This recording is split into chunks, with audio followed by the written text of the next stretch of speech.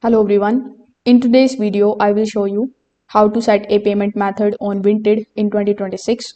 So if you are buying here for the very first time or your old card isn't working anymore, adding a payment method only takes a few minutes.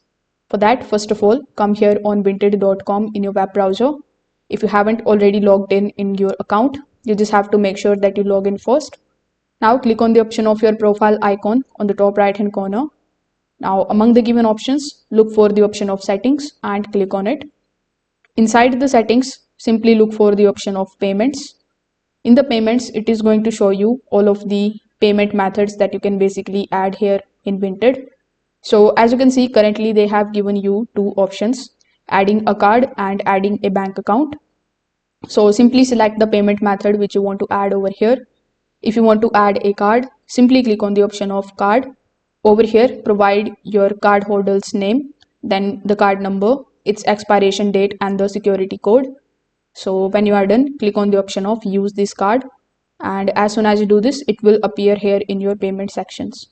So this is how you can set a payment method on Vinted.